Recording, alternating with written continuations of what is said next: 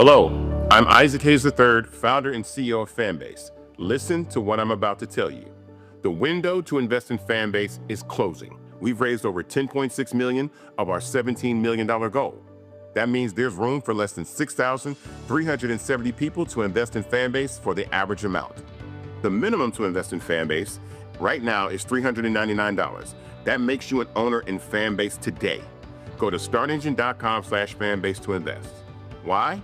Because current social apps have taken advantage of users for far too long, with content suppression, shadow banning, harmful racist content, and no real tools for monetization and equity. Fanbase has over 1.4 million users and counting, allowing anyone to reach all their following and monetize their content from day one. Social media is the new TV, and whoever owns the apps that distribute that content have the opportunity to own potential billion-dollar companies. While big platforms with uncertain futures are failing to serve their users, Fanbase is stepping up to fill the gap. Don't wait until it's too late. Invest now, invest for yourself and your future. Go to startengine.com/fanbase and own the next generation of social media.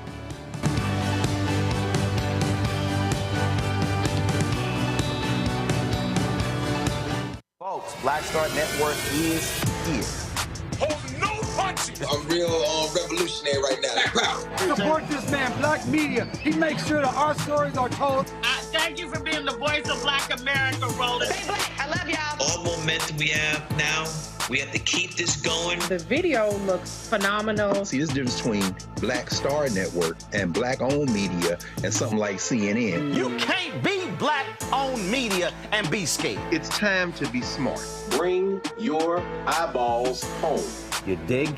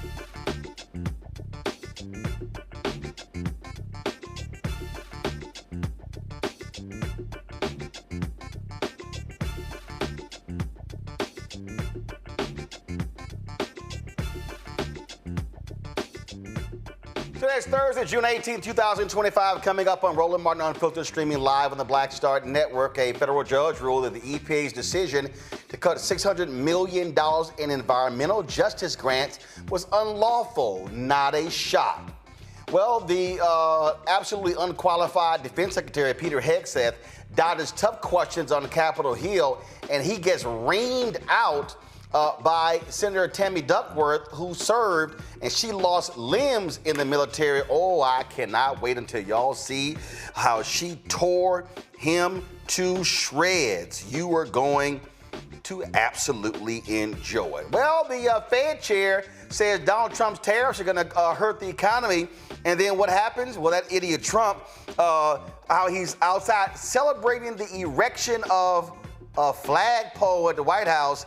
He sounded like a drunk uncle with dementia when he was talking. It really was bad. Listen to him. Wait till we play this from some of y'all what was said about this here. Also, why is the Country Academy, why the Grammys changing their rules? Beyonce wins Best Country Album, and now all the folk get mad, so now they got a new traditional country album? Yeah, I got a couple of things to say about that. In a Texas redistricting ballot in Galveston, it could wipe out black voting power. We'll talk with Simone Leeper with the Campaign Legal Center about that. Also, a New Hampshire lawmaker sends an openly racist email blaming black people for shootings in the country. I guess he forgot all the white folks who own guns. Plus, in Florida, their board of governors fait accompli is done. They unanimously chose Marva Johnson as the new president of Florida A&M University, and guess what? She's still grossly unqualified for the job. Plus, Tennessee State secures millions in funding. We'll tell you about that as well. It's time to bring the funk on Roland Martin Unfiltered on the Black Star Network. Let's go. He's got it. Whatever the miss, he's on it. Whatever it is, he's got the scoop, the fact, the find. And when it breaks, he's right on time. It's rolling. Best believe he's going. Putting it down from sports to news to politics. With entertainment just for kicks, he's rolling. It's on go, y'all. It's Roland Martin, rolling with Roland now. He's funky, he's fresh, he's real, the best, you know he's Roland Martin now.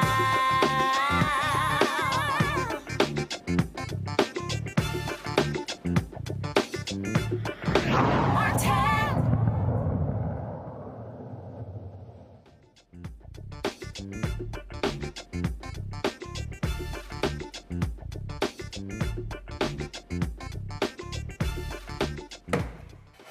Folks, tomorrow Texans and folks across the country will be celebrating Juneteenth. Of course, they'll be doing so in Galveston, where 160 years ago, General Granger and a number of black troops showed up there to enforce the Emancipation Proclamation. Well, what's been happening is a battle for voting rights in Texas. Republicans there have been trying to strip black Latino voters of their voting power by trying to change the constitution of the Galveston Commissioners Court. October 2023, a federal judge ruled that Galveston County's redistricting map, which would deny Galveston's black Latino voters of representation. They also comprise nearly half of the county's population.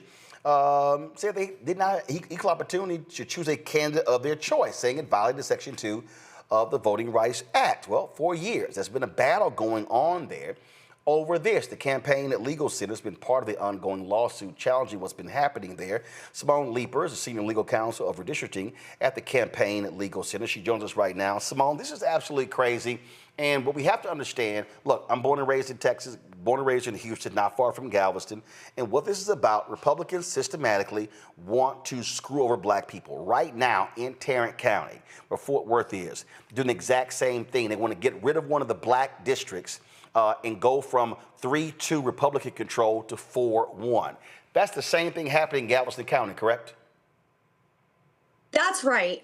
It's going from having one seat in which the Black and Latino community had the opportunity for 30 years now to elect their candidate of choice and have their seat at the table in the county commissioner's court.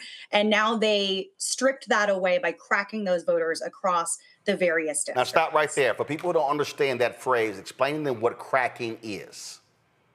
Absolutely. Basically, it's when you have a large number of voters, in this case, Black and Latino voters, who could make up the majority in a district, and in this case, have for over 3 decades made up the majority of a district where they had the opportunity to elect a candidate of their choice. And what they've done is divide up those voters in the new lines that they've drawn and split them up so that they no longer make up a majority in any of the seats for the county commissioner's court. And so now they don't have that seat at the table, which has been so important to that community for so long. Now, when you say that seat, what's the present representation? How many commissioners are there in Galveston County? How many are Republican? How many are Democrat? When we look at this, we don't necessarily look at it just in terms of Republican and Democrat. What we're really looking at is the candidates of choice, right? And at this point, we went from having 1 seat of the 4 in the commissioner's court, and then there's also the county judge. There was 1 seat in which the Black and Latino community for 30 years have been able to elect their candidate of choice. And now they have no seats. Now, obviously the reason I'm saying that, because the reality is it does count to, so right now, of the 5 members of the commissioner's court, 4 elected, you got the county judge. How many of them, right now, how many of them are Republican? How many are Democrat? Right now, on the ideological lean, 4 or all 5, including the county judge, would be Republican, and then none would be Democrat, or in the way that we look at it, none are allowing that minority community to elect their candidate of choice. Now, previously, this is the current map. So previously, what was the makeup? Was it 4 Republicans, 1 Democrat? That's right. And it's one of those situations where you think, oh, well, you didn't have a majority anyways, right? What did it matter? But what we see is that in this community, this seat has been so important. I'm from Florida, so I know what kind of an impact hurricanes can have. In 2017, when Hurricane Harvey rolled through and devastated Galveston County, having that representative made all the difference in terms of communication and advocacy, and really having a seat at the table in the halls of the county government. Right. So again, I understand from your organization's standpoint, you look at this as just what the law, you look at the racial, the whole deal, but I'm also factoring the politics. The reason they are doing this is because they don't want there to even be 1 Democrat elected. Because based upon African Americans, Latinos, and how they vote, they likely are going to vote Democrat. So by breaking this up and splintering them, you now be able to create a 5th Republican seat. And so right now it's 5-0 Republicans versus Democrats, correct? That is correct, but I do want to be very clear that here what we're alleging, and what I think the facts make clear, is that there was not a partisan gerrymander. There was a racial. Oh, no, I understand that. This was done, Yeah, I understand that, because first of all, that was the case in North Carolina, and the reality is the Supreme Court has already ruled that they don't have jurisdiction, which is BS with John Roberts. They don't have any jurisdiction over partisan gerrymandering. That's a state issue, but the Supreme Court still can rule on racial gerrymandering. So we saw what happened in the case in Alabama, where they created an opportunity district. We saw what happened in Louisiana, where they created an opportunity district as well. We saw how the court has actually ruled in the favor of African Americans and Latinos regarding Section 2, and so that strand is still available. The reason I'm trying to explain to the public what's going on here, what they are doing is what you're alleging. They are doing racial gerrymandering, and the goal of the Republicans in Galveston County is they want total control, and by cracking this district, they are saying we're going to splinter Blacks and Latinos, so essentially you're not going to be able to elect the person of your choice, and more than likely, the person of your choice is going to be a Democrat.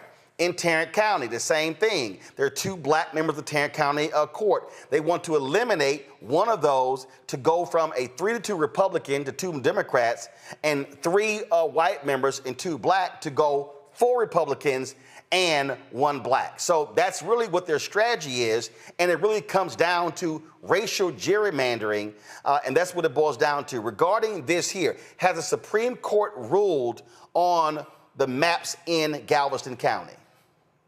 The Supreme Court hasn't ruled specifically on the maps in Galveston County. The Supreme Court was involved in that the district court had said you can't proceed in the 2024 elections based on these discriminatory maps. And that was appealed up to the Supreme Court. And unfortunately, the Supreme Court allowed the election to move forward under maps that were identified by the district court as mean-spirited and egregious. And is that because the Supreme Court sort of has this ridiculous ridiculous damn rule that, oh, it's too close to the elections for us to be able to consider this. So therefore, even though the district court has ruled that it's illegal, leave it in place, and then we'll decide after the election, for a future election, whether it's illegal or illegal. Yeah, that could certainly be a factor. And when we have these sorts of things, we don't want to read too much into the tea leaves on, what the court considers about what we call the merits of the case, the actual facts, right? If they're not issuing a written opinion, giving their justification. But that is something that has been a huge problem in terms of saying, oh, it's too close to the election, even when in actuality, it's not. Yeah, because same thing has happened in other jurisdictions where they were frankly electing people under the illegal maps, but the Supreme Court allowed them to continue. All right, so from a court standpoint, where do you stand with this here? Like, what, is it in the appellate? Is it going back to the Supreme Court? Because you're in limbo right now. When are the elections in Galveston County? Are they in an off year like this year, or are they next year in 2026? So it was in 2024 that the election went place underneath the discriminatory maps. 2 years or 4 year terms? That is going to be 2 year terms. Got it. So that was in 2024. Correct. The next election. I'm going to be completely honest with you. I'm blanking on it right now, and I don't want to give it wrong information. I apologize. No, don't worry about it. I can easily find it. So we're talking about, if you're talking about, where does the court case stand? So right now, the court case is back down at the district court level. So the district court judge ruled under a set part of our claims that we made, right? So there's the parts of the claims that are moving forward right now are about intent.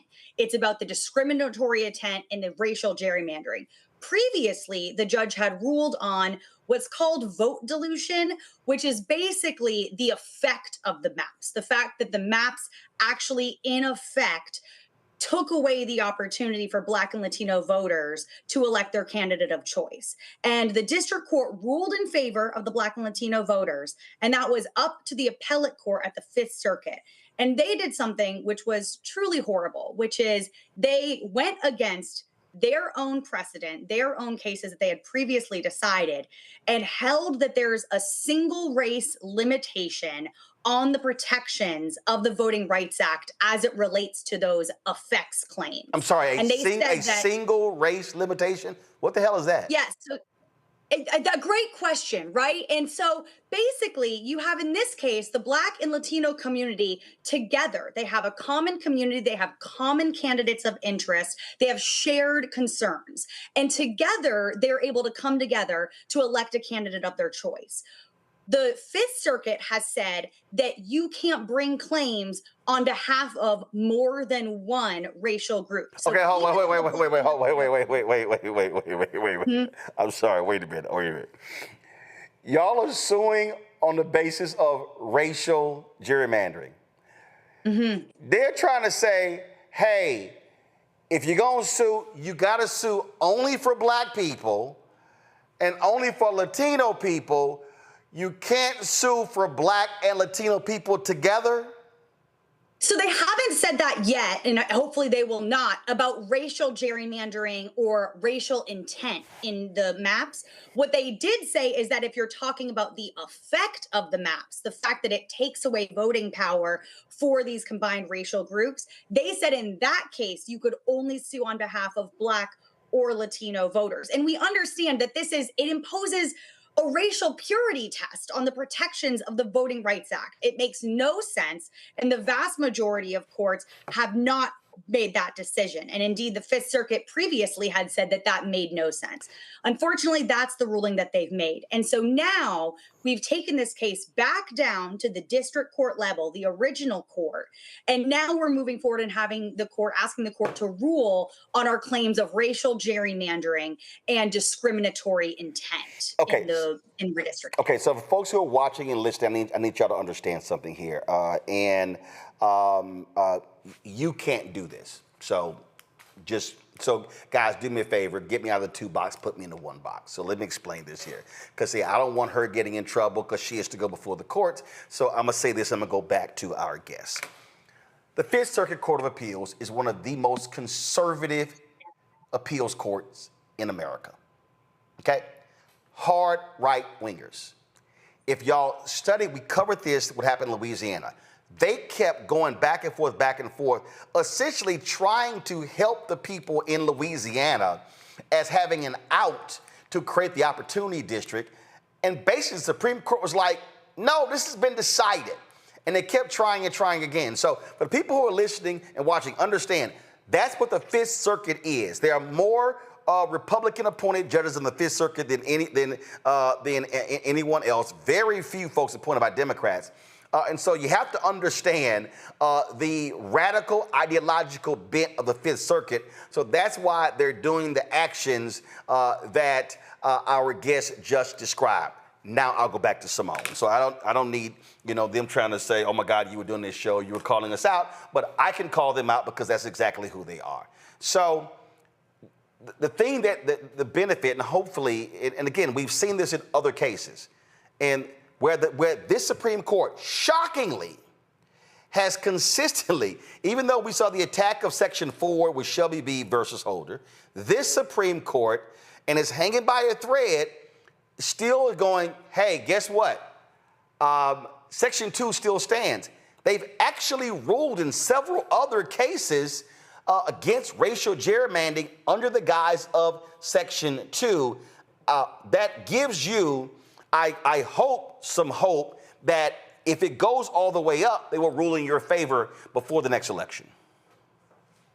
I mean, I hate to read tea leaves, but what I can tell you is that this has been described as a textbook case of racial gerrymandering by experts at court. And so it's very clear. The evidence is out there. The district court judge has made the findings that would demonstrate that this is racially discriminatory. This is racial gerrymandering. And I do want to clarify, it is 4-year terms for the county commission. Yeah, I'm just checking. I apologize. I've already checked. The election was in 2024, so the next election is in 2028. But if they do rule, I mean, and if they do rule that these maps are illegal, can they order a special election, or will Black and Latino voters there, frankly, have to wait until 2028? They could order a special election, absolutely. There's also staggered terms, right? So based on the numbering of the district, that affects the year in which the election is. Right. And so, that's another option. There's no reason that this community should have to wait any longer and go any longer without that representation that is so pivotal. Absolutely. Simone Leeper, we surely appreciate it. Thank you so very much for joining us. Thank you very much for having me. Folks, want to bring in my panel right now, talk about this here. Joining me right now, Robert Patillo. He is a civil rights attorney, also a congressional staffer. Joining us from Atlanta, Rebecca Carruthers, Executive Vice President, Fair Election Center out of D.C., Eugene Craig, CEO, X Factor Media out of Baltimore, Maryland. Rebecca, I want to start with you. I mean, again, you see what's happening in Galveston County. We've been covering what's happening in Tarrant County. What was so shameful in Tarrant County is that that Tarrant County, the government, hires this conservative firm out of, I think it was Virginia, to redraw their maps. And we played the video how the county judge would not let them testify. And Commissioner Lisa Simmons like, well, hold up, we paying for this. The taxpayers are paying for this. So how y'all gonna not let them testify in public to answer these questions? And she was like, where are they? Oh, they're in a room somewhere else. And the county judge, and so it was like, wait a minute, it's up to them whether they testify or not. This is what Republicans are doing. They hold a 3-2 majority right now in the Tarrant County Court. They want to redistrict the seats right now. We're not even in this is the middle of a census year, because the judge and the county judge makes it perfectly clear. I want another Republican on this court.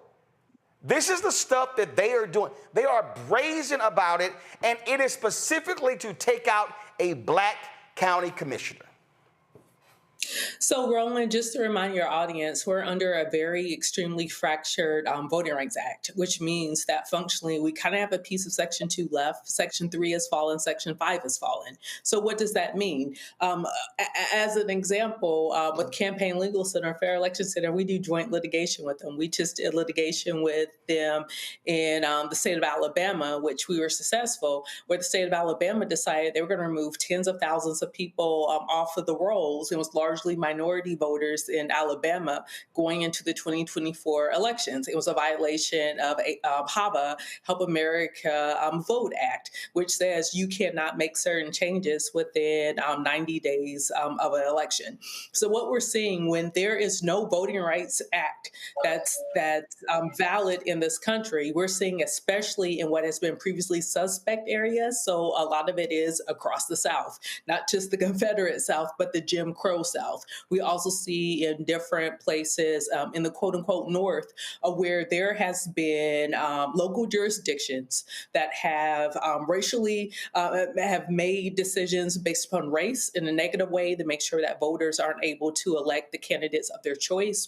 What we're seeing in Texas is especially egregious because they're saying forget the 10-year cycle of where we have the census, that next year we do redistricting, we set the districts, and then for the next decade, that is indeed how people vote based upon those districts. Instead, we're seeing a constant and ever-present redistricting fight, and we are hearing very partisan things. We're hearing even from the White House, from the Congress, even telling Texas on the congressional level, hey, you need to do redistricting because we need you to send more Republicans to Washington, D.C. That's not the way this thing should work. So right now we see the way voting, we see the apparatus to determine whether it's redistricting, determining political districts, or even the apparatus of who gets to vote, we see it extremely heavily politically charged. That is not the way it's supposed to be. Voters decide who represent them. Politicians aren't supposed to decide who their voters are. But what we're seeing is a very blatant and naked attempt on keeping power, because if all things were equal, if we were making sure those who are eligible are able to vote, if we were making sure that we had fair maps in how people are able to vote, Congress will look different. And that's what certain people in this country do not want. Eugene, look, this is all about a naked power grab. And again, that decision by the Supreme Court that was led by Chief Justice John Roberts that, we don't have any say-so in partisan gerrymandering, that's left up to the states. And so the authority there is the state Supreme Courts. That's what opened the door for the Republicans to say, in places where we run the state Supreme Court, we're just going to change the maps. The problem is the Supreme Court, federal government, still has control when it comes to racial.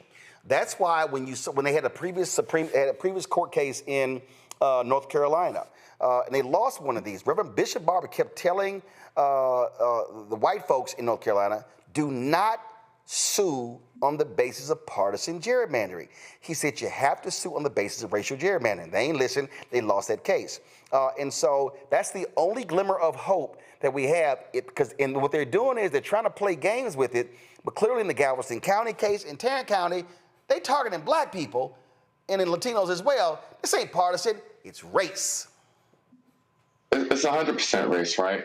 And look, during your opening segment to this segment, we ran down Louisiana, Alabama, North Carolina. You're seeing the same gerrymander in Georgia. I mean, even see it in New York to a degree, right? The fact that Congressman Lawler is Congressman. But it does come down to race. And what they've also understood is that, because of the race that black people vote for Democrats, and the race that Hispanic people vote for Democrats, if we're able to fracture that vote up, you're able to make sure that Democrats aren't able to get elected, or just common sense public figures aren't able to get elected. And that's what the fight is going into the 26th election and the 28th election, and then lead into the 2030 census. Robert, I made it all plain right here. This is about power. And their whole deal is, if we can sit here and roll back, take this seat, this seat, this seat, again, shove all these black folks in one district, that's what they're doing. Same thing happened. This was the South Carolina case where they said how they were removing black people out of Nancy Mace's district, pushing more of them into Congressman Clyburn's district to make that seat more black. And for years, I remember Cornell Belcher came on my Washington Watch show on TV One, and he made this point, and a lot of black people got upset. He said, black people, we have got to stop. He said, we got to be smart about our politics. He said, we've got to understand the power of black voters. He said that we're so fixated on black representation as opposed to Democratic representation. He said, then we're going to lose. And people were like, man, what are you talking about? We want more black people. He's like, no. He said, your black people can have more power if all of a sudden 25% of this district is black versus 65% of this district being black. Let's just take 65% here. He's saying, yo, if 15 or 20 go over here, this is still a majority black district.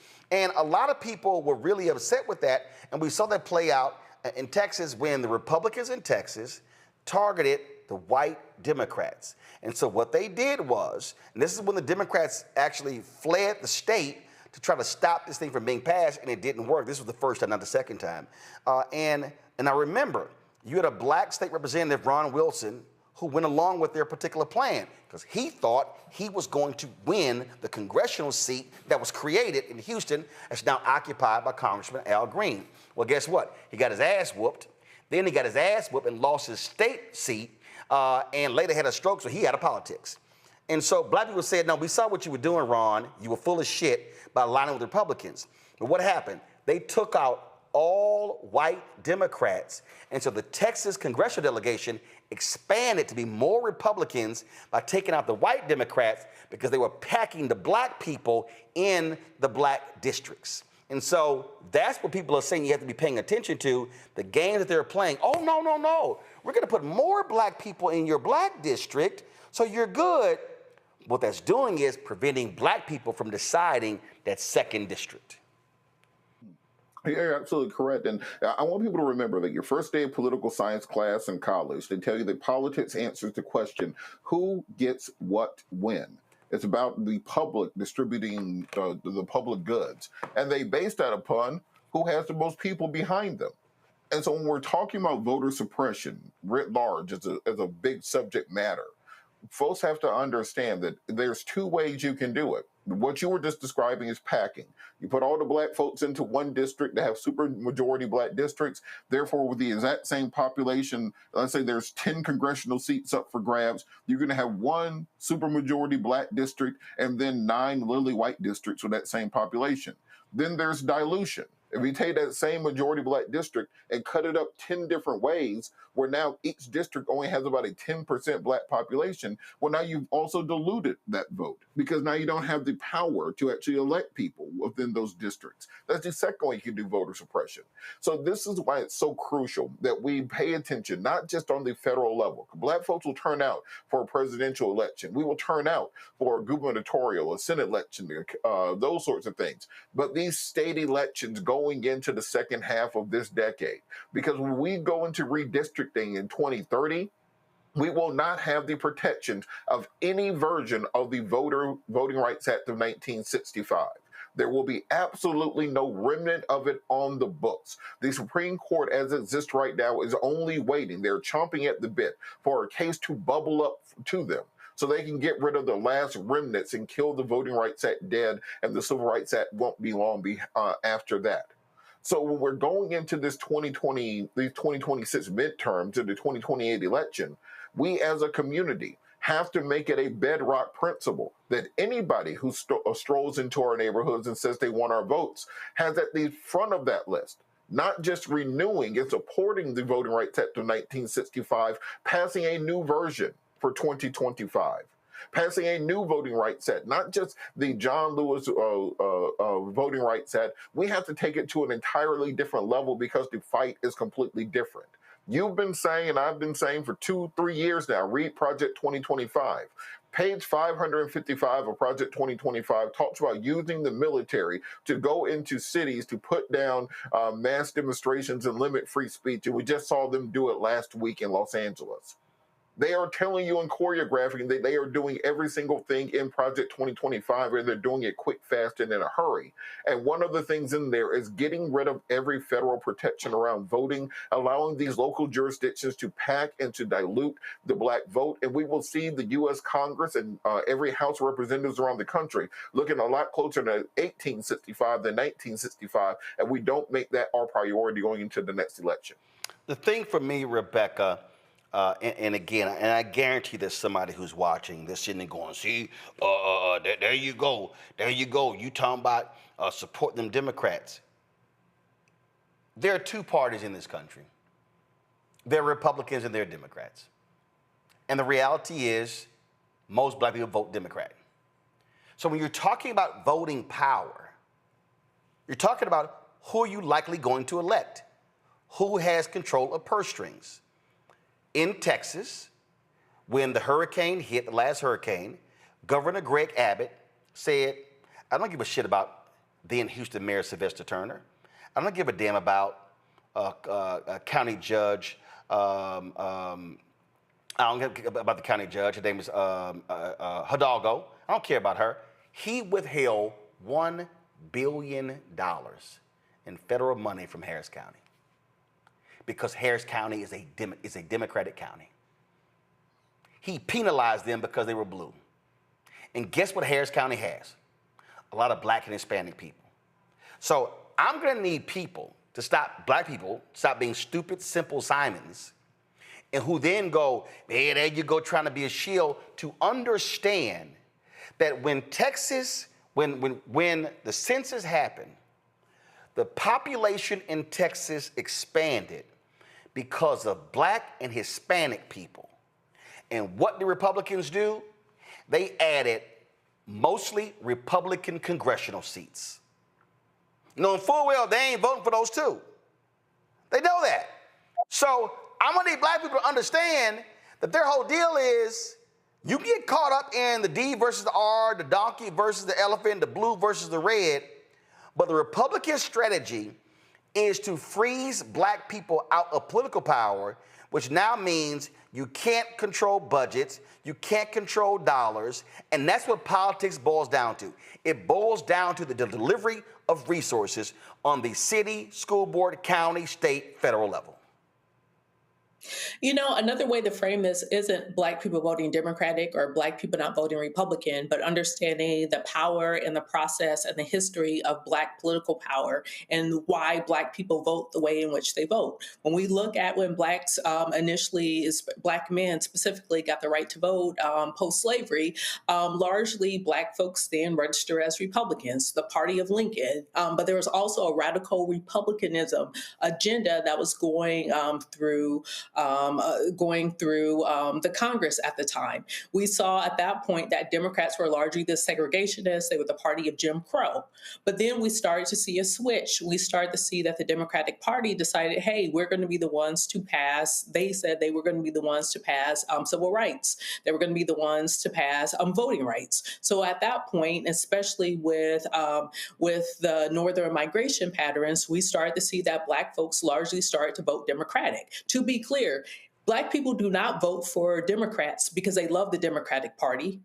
Black people are extremely pragmatic, extremely rational. So to all the people who say that black people are on the plantation or that they are sheep, you have to understand the pragmatism. Black people have in the last about 50, 55 years have voted overwhelmingly Democratic. It's because they believe the Democratic Party has delivered things that the Republican Party hasn't enunciated or indicated that it will be willing to deliver for black people.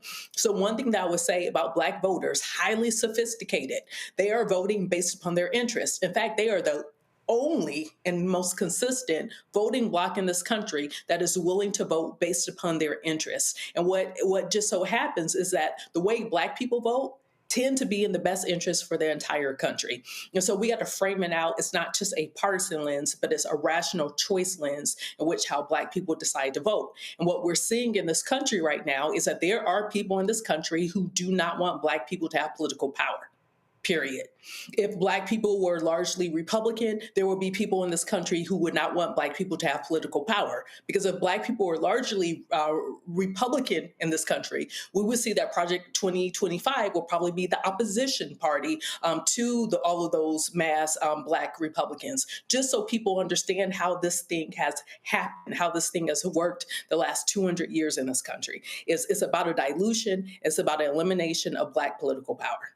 All right, then. Got to go to a break. We come back, folks. We got lots to talk about right here on Roland Martin Unfiltered on the Black Star Network. Next on the Black Table with me, Greg Carr. A very different take on Juneteenth with the one and only Dr. Sunyata Ahmed. We'll explore the amazing foods, remedies, and rituals that are a part of our history and the Juneteenth holiday. So it's our responsibility to return the healthier version to our folks instead of just the red liqueurs marketed to us, the red sodas and the other things. I mean, why does the Kool-Aid man have to sound like Louis Armstrong? He's like, oh yeah! Yeah, right. An enlightening and tasty hour of the Black Table, only on the Black Star Network.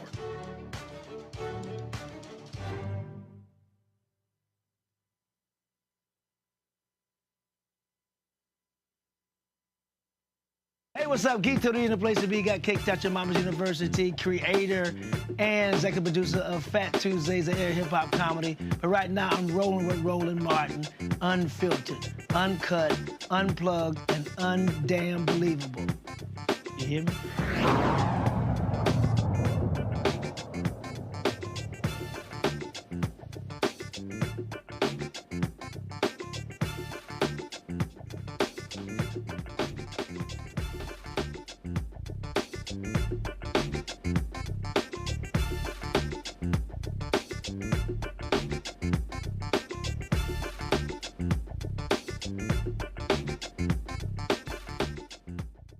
Well, on Monday, it was the National Institutes of Health grants. Now it's the Environmental Protection Agency. A federal judge has ruled that Donald Trump administration acted unlawfully when it withdrew $600 million in environmental justice grants intended for low-income and minority neighborhoods. Judge Adam Abelson of the U.S. District Court for the District of Maryland ruled that the EPA's termination of these grants violated the Administrative Procedure Act.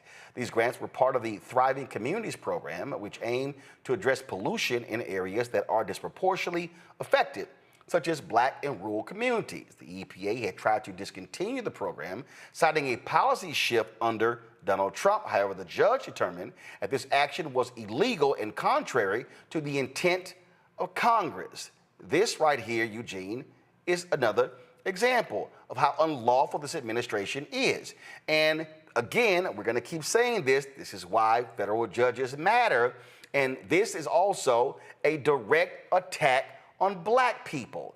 The federal judge in Massachusetts on Monday said the same thing. He had never seen this level of racial discrimination coming from the federal government in 40 years that he's been on the bench. And I'm going to keep saying this until people wake the hell up. Donald Trump and MAGA and Republican parties, they want to defund Black America. They want to destroy the civil rights and the economic rights infrastructure of Black America. They want to destroy these grants when it comes to Black health. They want to destroy these grants when it comes to the environment. So they don't give a damn about the drinking water or the air quality where Black people are. Donald Trump pulled out of that lawsuit, canceled the lawsuit in Louisiana against those petrochemical companies in Cancer Alley where Black people are dying. They called it an illegal DEI settlement in Lowndes County where Black people had sewage backing up into their lawns. And you know who ain't saying shit?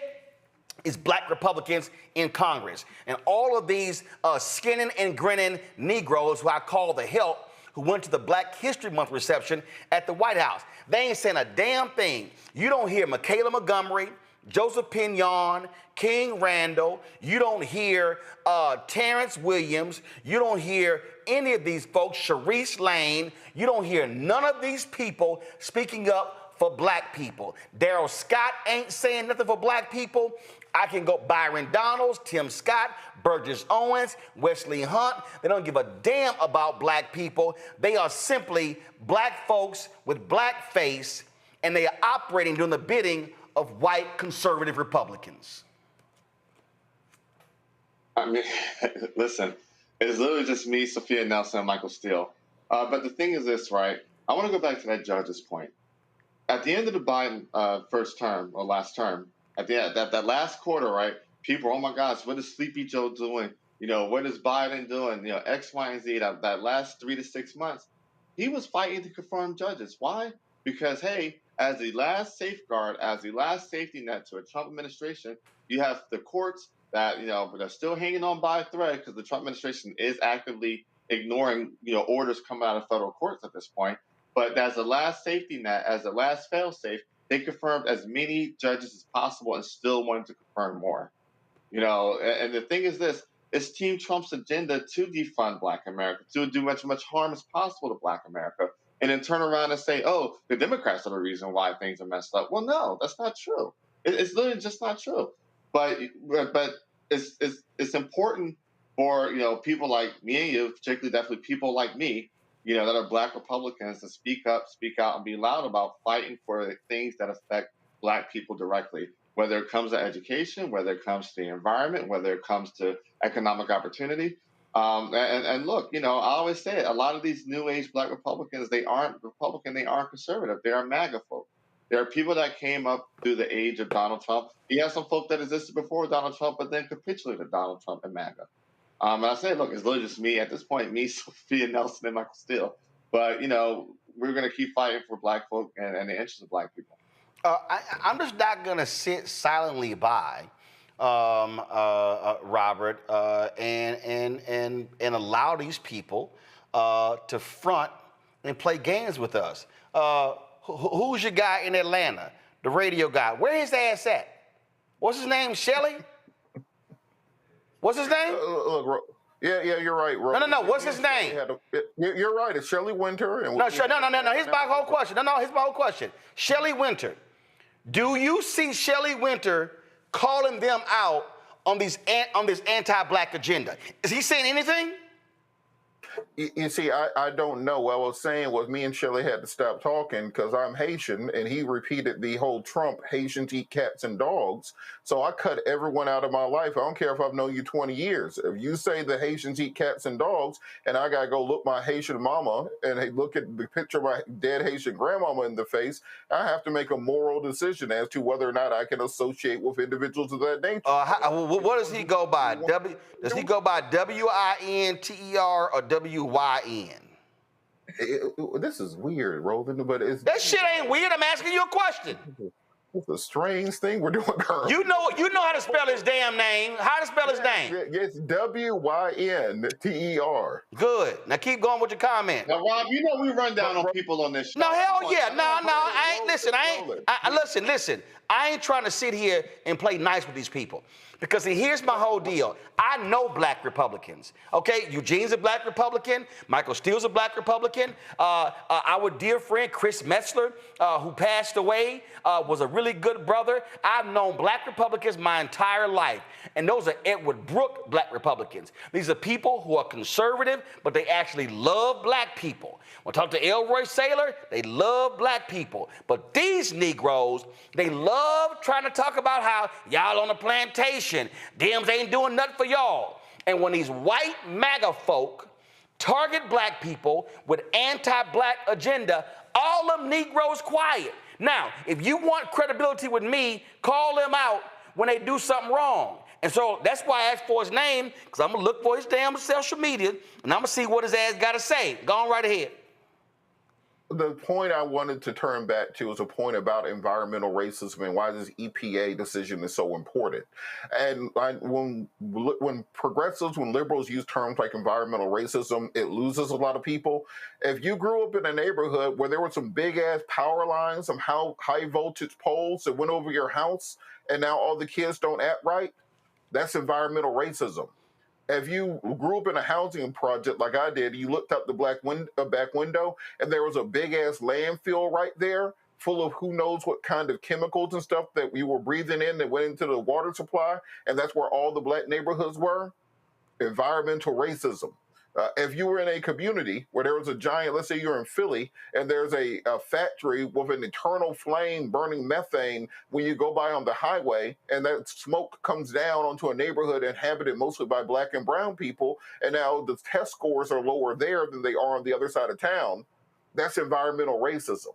So I want folks to understand that when we talk about some of these terms, it sounds like they don't have anything to do with you. Or when Donald Trump and the conservatives talk about deregulation of business. Yes, it sounds great to have deregulation. Deregulation also means they can put lead back in the paint. Deregulation means they can put asbestos back in your attic. Deregulation means they can dump those chemicals directly into stream that's upstream from your water supply, and that doesn't impact them. So we have to be educating these conversations, ensuring that we are fighting these fights and operating in a manner that we're not just simply saying, well, does it directly impact Black folks? We have to ask the question, how will it impact our communities and our country writ large? See, I'm sitting here looking, your boy, Carol, go ahead. Carol, book Shelly ass on the show. Because I want to ask him directly these questions. Because under his Twitter bio it says, never scared, Black, and conservative. Well, I want to know if he's saying anything against these policies. Because, Rebecca, they're absolutely, positively anti-Black. Look, there's a lot of quiet people. I mean, you could add on Angela Stanton and other people, but also we have to call out some of the Democrats who have 2028 aspirations as well. You know, if indeed Black people are the most consistent and largest voting bloc or the base of the Democratic Party, then where are the 2028 Democrats as well in talking about the anti-Blackness that's coming out this administration? Well, I'll be honest, I don't give a damn about any 2028 Democrats, because hell, we ain't even got the 2026 yet. You can't focus. My whole deal is, I think that's part of the problem. Folks spending too much time on 28, they ain't paying no attention to 2025. But that's the point. The very people who are now going on social media saying, where is Barack Obama? Why isn't he standing up and talking about this moment? Well, guess what? Barack Obama is not the leader of the Democratic Party. So for those who are trying to be the leader of the Democratic Party, then they also have to understand that there's a call to action for them to use their voice in this moment. Don't wait until 2026 or 2027 and then all of a sudden you want to be the champion and tell Black folks, hey, you need to show up and vote for the Democratic Party.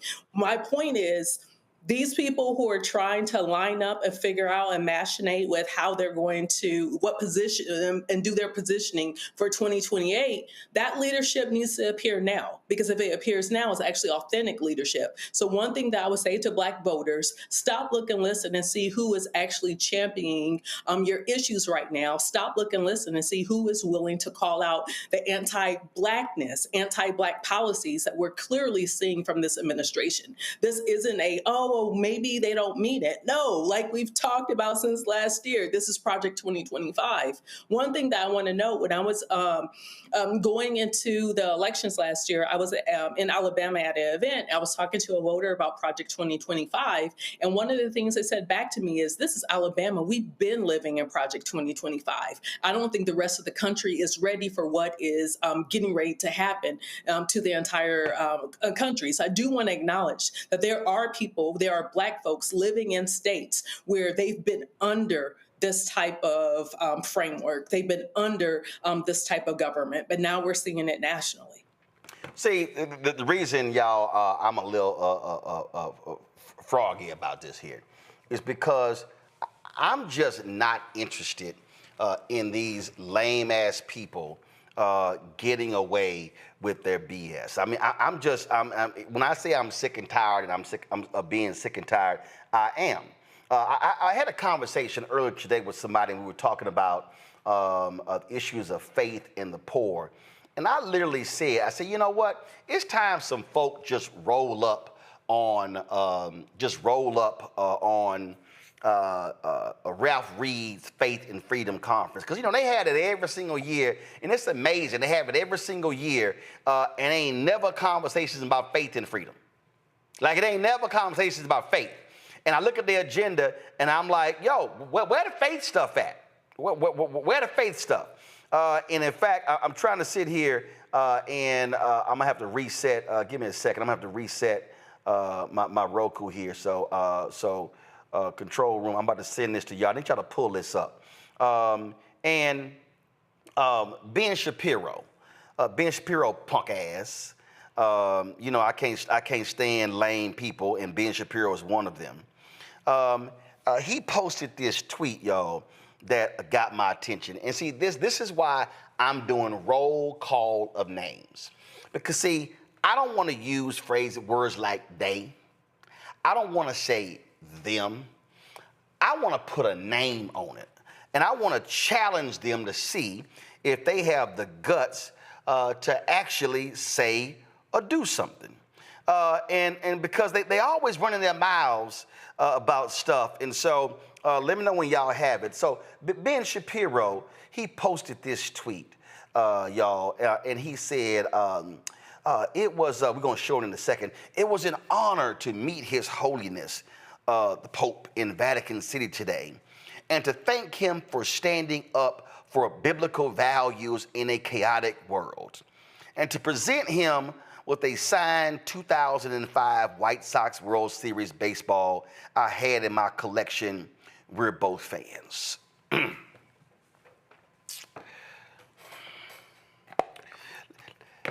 Let me explain to y'all why Ben Shapiro is a punk ass, okay?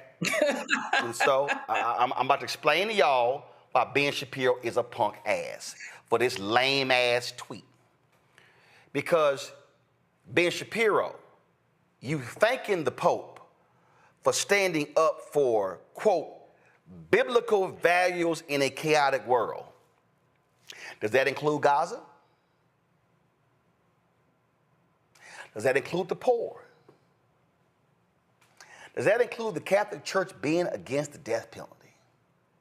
See, exactly which biblical values are you thanking the Pope for? See, right now, with this big, beautiful bill, that bill is a shameless, despicable attack on poor people and the working class. Ben Shapiro, were you thinking the Pope talking about them? See, I'm tired of these performative so-called evangelicals, Christians, folk who claim to be people of faith, whether they Jews, whether they are Buddhist or Hindu or Christian or Muslim, whatever you want to call it. All I want to know is, which Bible are you talking about? Are we talking about all 66 books, or are we talking about just the 4 Gospels? Which one? We talking about New Testament or Old Testament? We're talking about both. See, that's my problem with these people. And see, I think part of the problem is that people of consciousness are unwilling to name them. No, I'm talking about you got to name them. You got to call them out by name. You got to look them in the eye and say, you are a trifling ass so-called Christian.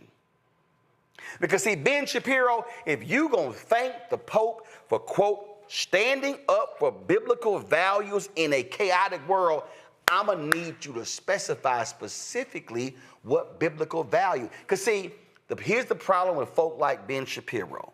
And this is the problem with MAGA. And this is the problem with the Republican Party. This is the problem with Paula White.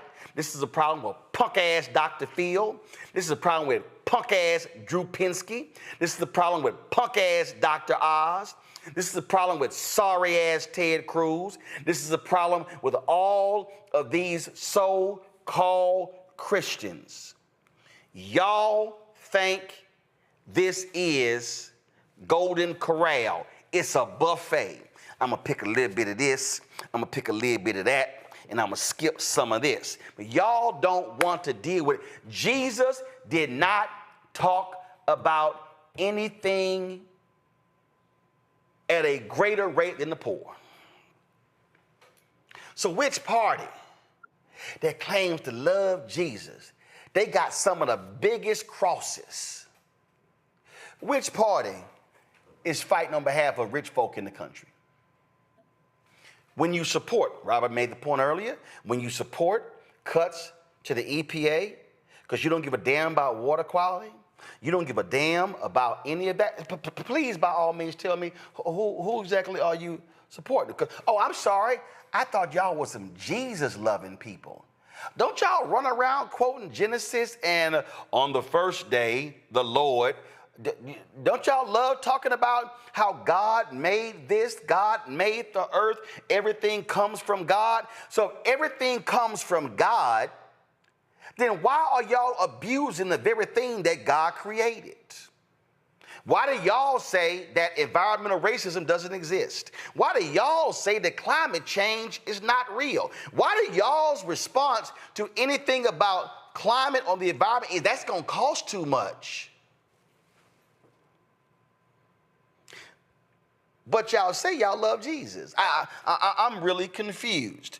I remember the white pastor. We played the video. Let me know if y'all could try to chase that down. The white pastor, I think it was in North Carolina, who called out all of these right-wing white conservatives for buying that punk, that sorry, trifling trash Trump Bible that he did with Lee Greenwood that combined the Bible and the Constitution. That white pastor had the audacity and the unmitigated gall, and he was right, to call them out by saying, you don't sit here and wave your Bible as a Constitution in it. He said, you are sworn as a Christian, as a believer on the Bible and not that document.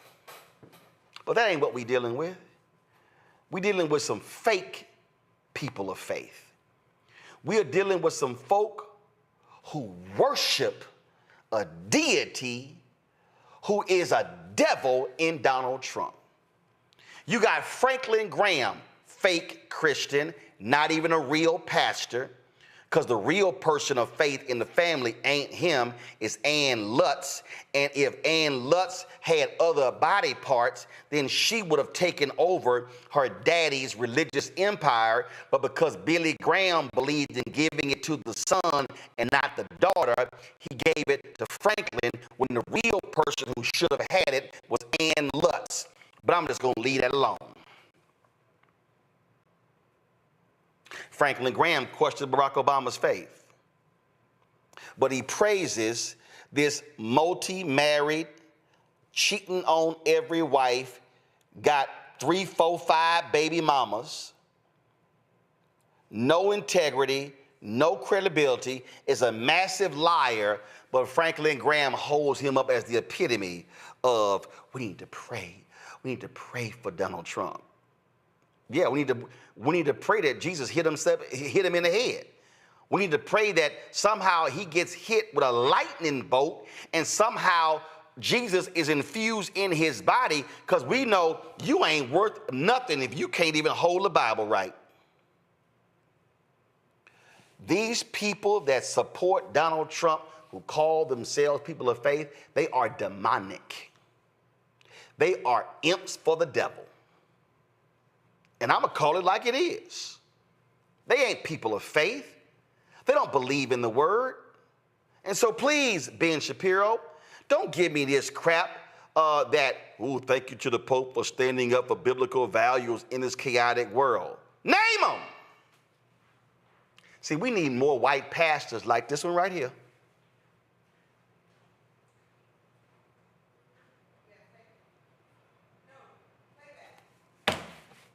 Come on, y'all. Thank you. Let's go play it.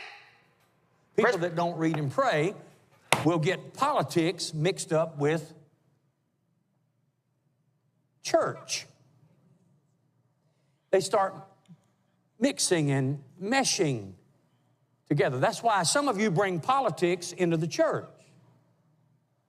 You think that politics is spiritual stuff. Politics is of this world.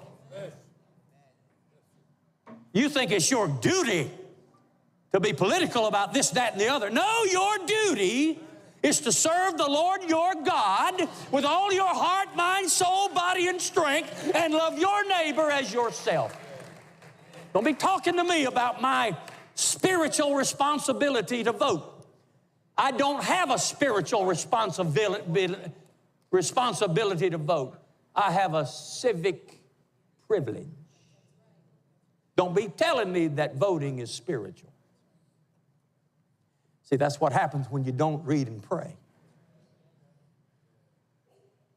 When you don't read and pray, you say, wow, there's a Bible out now that includes the Constitution and the Bill of Rights. Isn't that wonderful? No. No, it's disgusting. It's blasphemous. It's a ploy. Are you kidding me? Some of you are so encouraged by that. Let me tell you something. The gospel is not an American gospel. It is the gospel of the Lord Jesus Christ.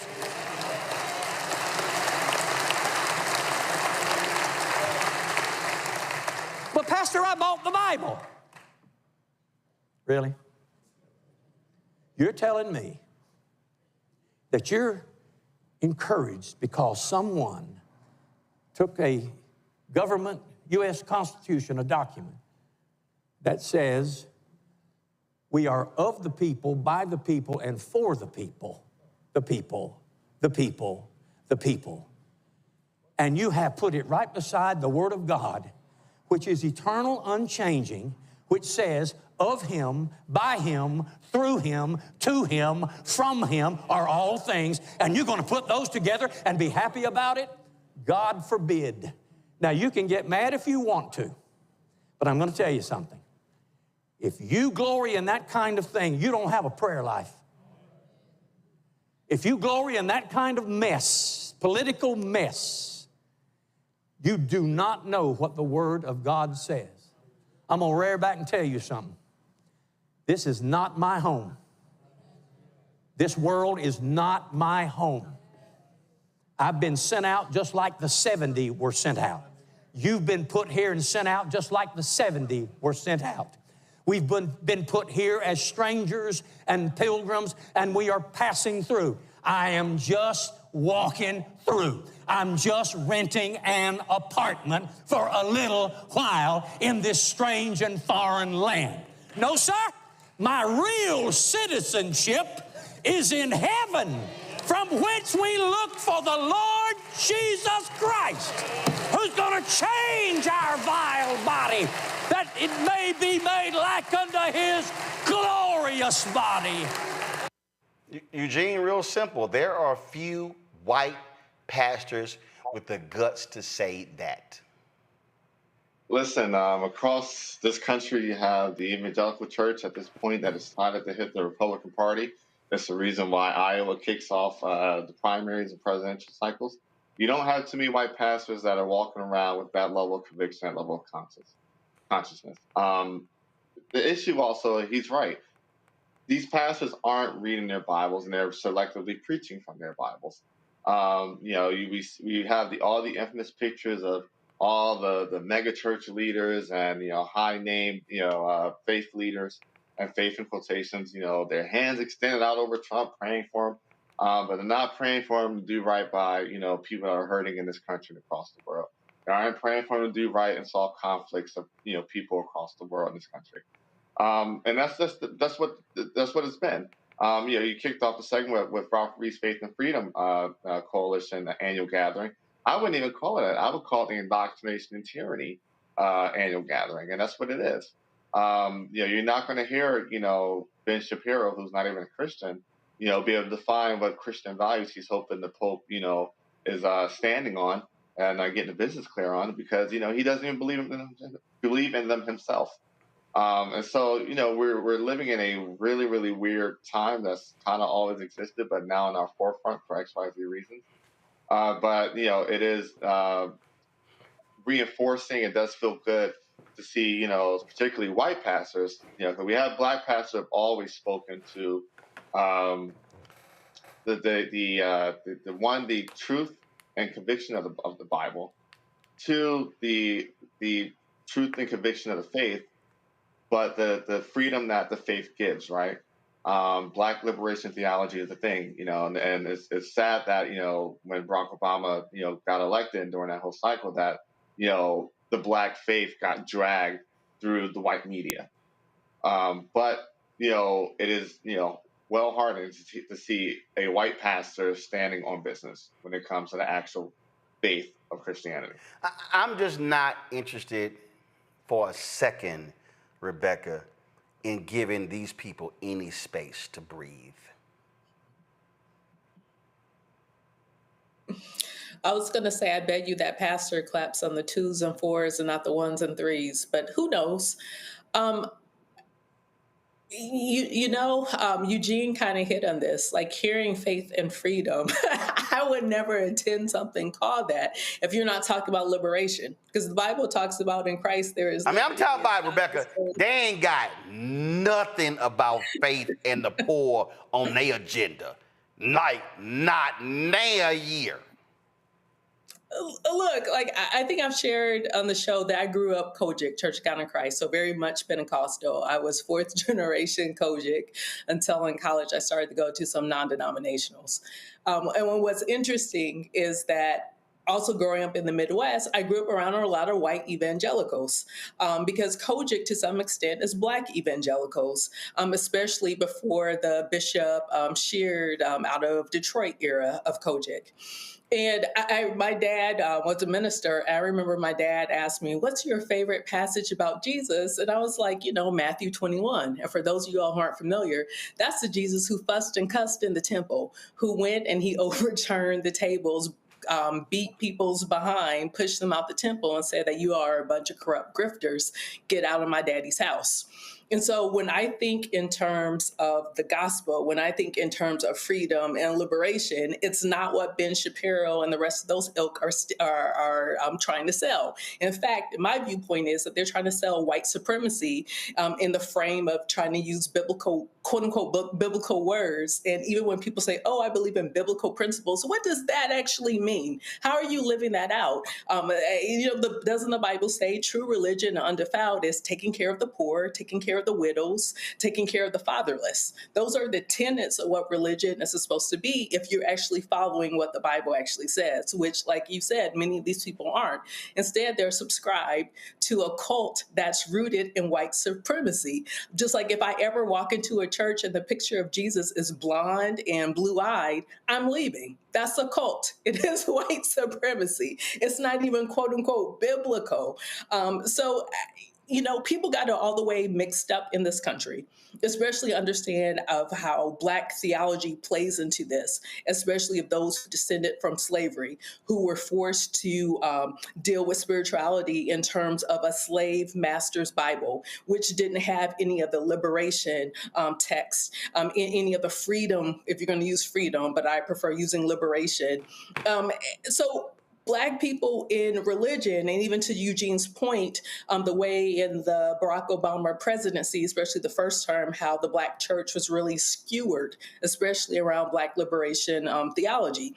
I view Black people, we're spiritual. Are we necessarily this Christianity thing that has evolved and rooted in white supremacy? No. So it doesn't even fall on us that way. Be like, we experience spirituality different, especially for those who are still connected to our ancestral home. So it's cool. I'm glad this minister called it out, but then what?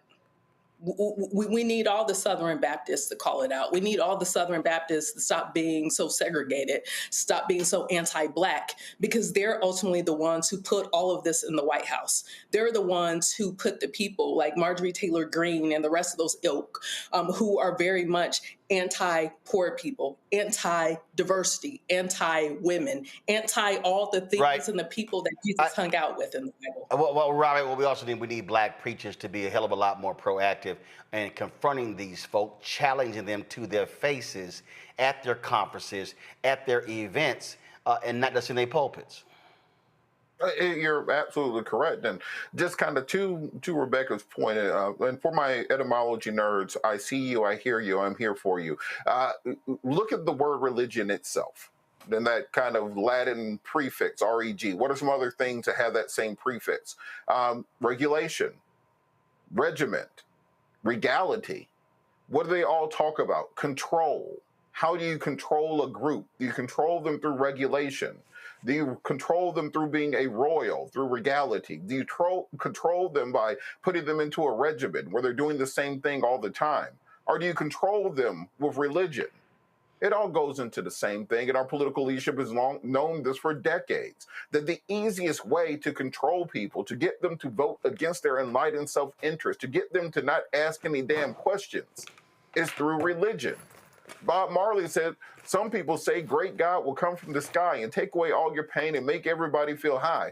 But if you know what life is worth, you'll know it's here on earth. Because they want to control you into believing that your goal, your reward comes later, but they will enjoy the fruits of their labor now. Inside of the buildings, they'll have gold, they'll have marble, they'll have all the trappings of the world, and then tell you to go out and suffer in order to support that. It's the exact same way in politics and in religion. So when people understand that, they have to start thinking logically about what's best for themselves, as opposed to simply what either the regulatory bodies, the political bodies, or the religious bodies are telling you what's best for you while they're not doing the same thing. Listen, I ain't letting nobody off the hook.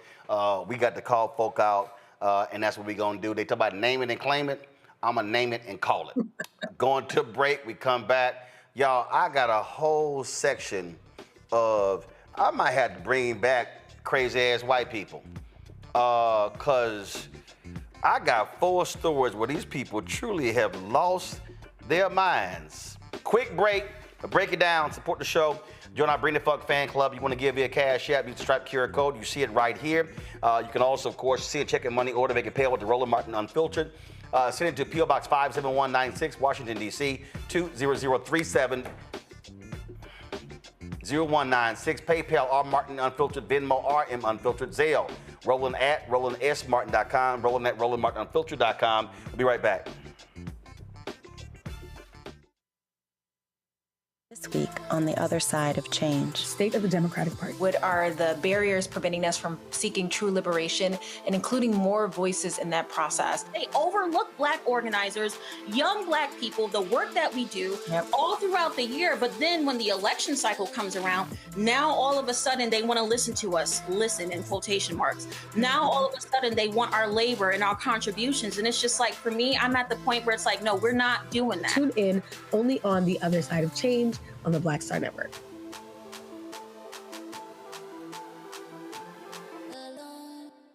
Hello, I'm Paula J. Parker. Truly proud on the Proud Family. I am Tommy Davidson. I play Oscar on Proud Family, Louder and Proud. Hi, I'm Jo Marie Payton, voice of Sugar Mama on Disney's Louder and Prouder, Disney Plus. And I'm with Roland Martin on Unfiltered.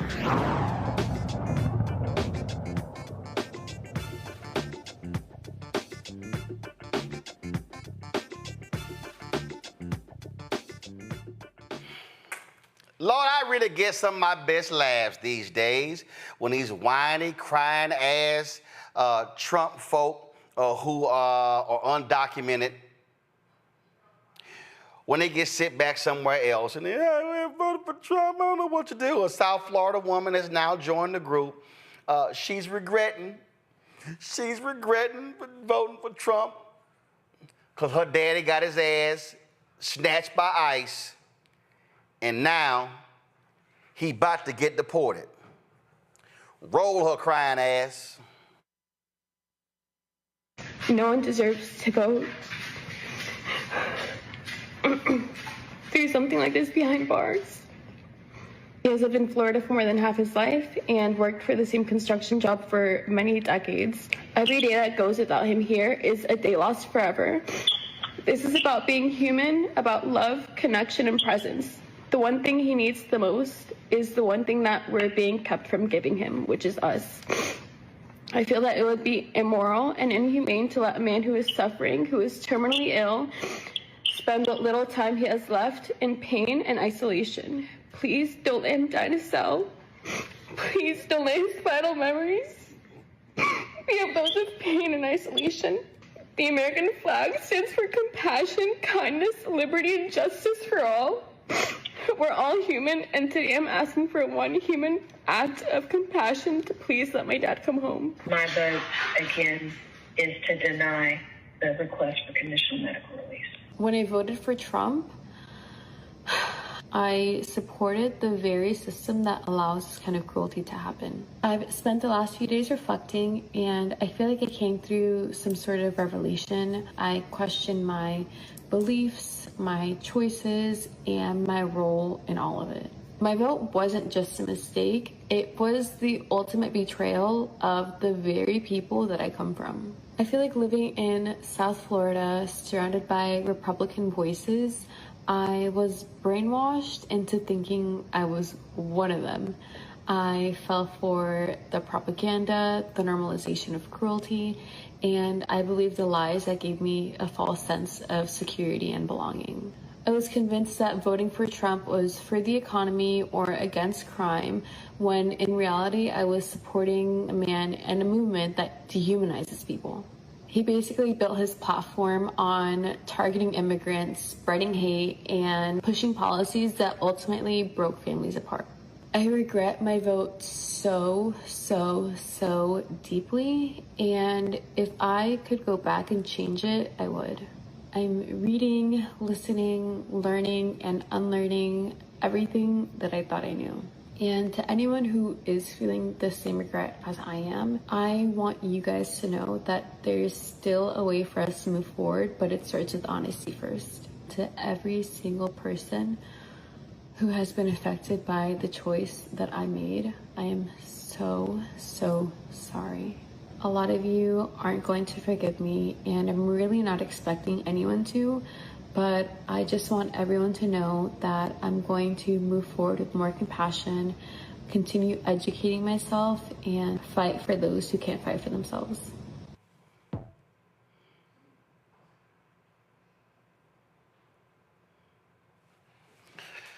Which one of y'all want to come on that bullshit? Y'all go ahead. I am so tired. Oh my God!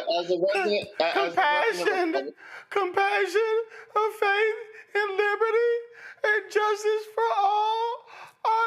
Now I've had a revelation. Listen, as a resident Republican in this RMU family, I'll be the one to let her know we don't give a FUCK. You decided to opt up with Donald Trump, and we're opting out of all of it. You know, we tried to tell you. We tried to tell you what's coming out of the pipeline. We tried to tell you go read Project 2025. We tried to tell you that, hey, you know, you saw the results from the first administration, so it's probably going to be worse in the second administration. We tried to tell you. We did. We did our best. And, you know, her and a lot of other, you know, Hispanic folk said, you know what, we're Viva la Trump. And now they're crying because, you know, their abuelas, their moms, their dads, their brothers, their sisters, their cousins are being snatched up by, you know, literal mass men. But at this point in time, and because it's Wednesday and their kids probably watching, we don't give a F. Maybe next time you vote right, you won't have to deal with this. I'm just gonna go ahead and make me a protein. I'm just gonna make me a protein shake. Robert, go on ahead, cause I can't even, you know, all that bullshit. And yeah, God, I'm surrounded by Republicans. I was brainwashed. Like your dumb ass can't read.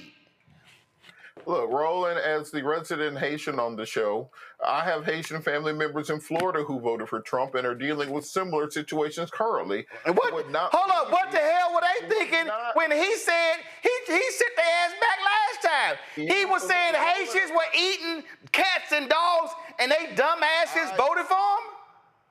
You ain't got to tell me. I tried to tell them, and they ain't believe these things were taking place, and now they see.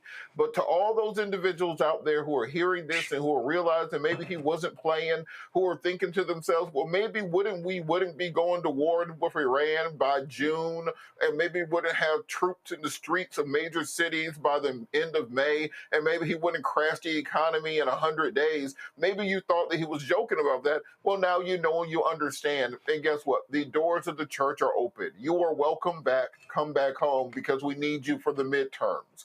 We gotta stop thinking about what happened in 2024 and start thinking about 2026. And all y'all people who regret your vote, it's time to come forward, tell your story, tell your testimony, encourage more people to turn out. We have to increase those numbers. Elections are about addition, not subtraction. So we have to bring those people back in. So if you realize you made a bad decision and may have accidentally voted for Hitler in 1933, you're welcome to come back if we still have elections in 2026. We need you. Rebecca, I'm just going to channel Bernie Mac. I don't give a fuck. I mean, I'm not going to go back and forth with people who think they're Spanish instead of indigenous, you know? I mean, that's a pathology. That's a choice. I think instead of doing some of this performative stuff, some of those people should just take that to the grave. If I don't know how you voted, then you know what, child, take that to the grave. And, you know, sorry for you. I hope you and your family figure it out. Let's go to our next story. Racist white man in Massachusetts. His ass about to go to jail because he decided to throw a rock that impacted some black folks. So what did he do? He threw some rocks at a black father and his daughter while they were fishing last month. He appeared before the judge to face the charges against him. Now, he's 67-year-old. His name is David McPartland. He's charged with assault with a dangerous weapon and an assault to intimidate in connection with the May 26 incident. Sharon Brown, his 10-year-old daughter, were fishing on a local lake when this white man, later identified as McPartland, came out of his home and told them they couldn't fish in the area. Well, that's when Brown recorded the brief interaction where McPartland called them a racial slur. Brown then called the police. According to court documents, McPartland admitted to throwing rocks and said, quote, he slipped out a word that maybe shouldn't have. The judge entered a not guilty plea on McPartland's behalf, and he was released on his own recognizance. He's scheduled to appear in court next month. Now come on. Now, Robert, I don't know what happened. Nigga just slipped out. I don't know what happened. It was the GA. I don't know what happened. It just slipped out. It just slipped out. Man, I hope they slip your ass in jail. I don't care if you walking in that cane. See, and now the daddy upset because his daughter, she no longer interested in fishing. She don't want to go near the water because of this racist white man in Massachusetts. What I want people to remember a couple key words and phrases. So, or encounter yourself in a situation like this. You want to call law enforcement immediately. You want to say the following words. I am under active assault. I'm asking you to step away. I'm going to have to invoke self-defense, and make sure the police hear this. At that point, you can officially whoop that person's ass, actually. You're defending yourself from an individual who was assaulting you with rocks. You don't know the nature of the rocks. You don't know what their intentions are. He doesn't know what happens the minute that he decides to commit a felonious assault upon you. And for this reason, you are legally entitled to beat the brakes off their happy ass. Because if you get yourself in that situation, occasionally, you'll have to find out about consequences. And class, it's important for us to appreciate the word of the day, which is consequences. Okay, look, I ain't no lawyer, so this is how the call should go. Hey, 911, I'm gonna need y'all to send the cops and send the ambulance, because a white man that threw some rocks at me and my daughter, I'm about to whoop his ass right now for self-defense, so he gonna need an ambulance when I'm done with his punk ass. That's how my call gonna go. Okay, all right, so let me go on this one here. White woman in California loses her damn mind, calls some black movers niggas. Now she mad because they recorded a video, posted on TikTok. It's got more than 2 million views. Roll it. House is blocked off. I can't get out. I live here. I can't get out of my fucking house. Fuck you. Yeah, I think a simple "can you move your truck, please" would have sufficed. You stupid nigger. Right. Glad I recorded that. Okay, so here's the details here. Okay, the black guys were moving. The truck was blocking the street, blocking the driveway. She comes out and says, "Acting a fool, need y'all to move." They said, "No problem. We'll move the truck." But she had to get a little extra, then calls them the N-word. Well, what then happens? They post the video on TikTok. Her ass got real famous real fast. Then her dumb ass, what has she decided to do? She decided to hit them up. Can y'all take the video down? She got rid of all of her social media as well. No, When I saw the story, Rebecca, I was like, no, I think she needs to be more famous. Roll that shit again. House is blocked off. I can't get out. I live here. I can't get out of my fucking house. Fuck you. Yeah, I think a simple "can you move your truck, please" would have sufficed. You stupid nigger. Right. Glad I recorded that. Ain't that something? Said, you stupid nigga. That's the quote that she actually used. And so I can't, for some reason, I can't pull up my iPad today. But the white woman in the video, Rebecca, Her name is Kaylee Buccignani, Buccignani. Her ass done left the state. Her ass done left the state. Y'all, she's dyed her hair purple so she can't be recognized. She's gotten rid of all of her social media. This is the quote that she said on Zoom to this K-Ron Channel 4. I'm sorry for what I said.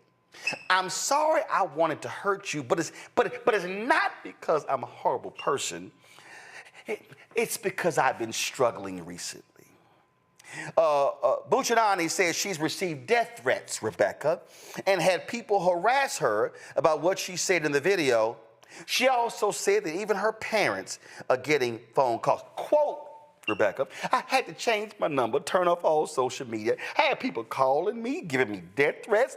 Multiple people a day calling me, harassing me, telling me what a horrible person I am. My parents still get phone calls. I'm sorry. It's above me now.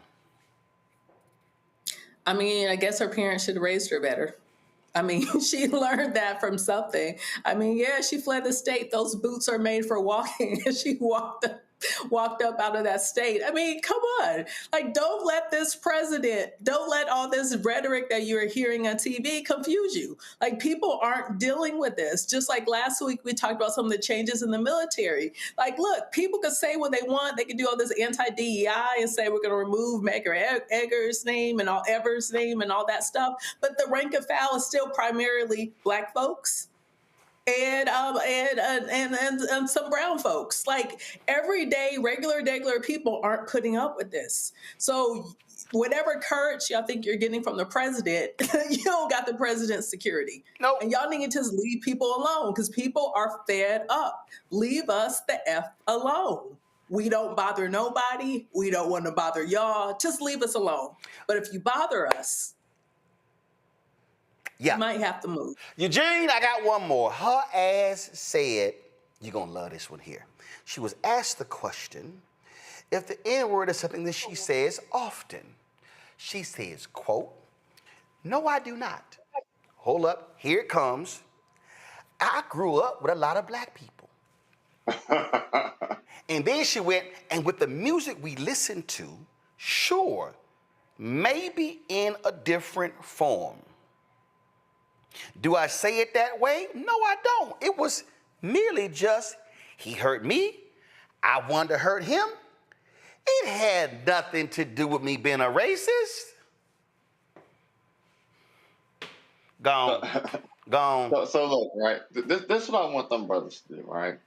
I'm pretty sure you got some folk that support you. I want, when them cash apps come through, I want her to relive this forever.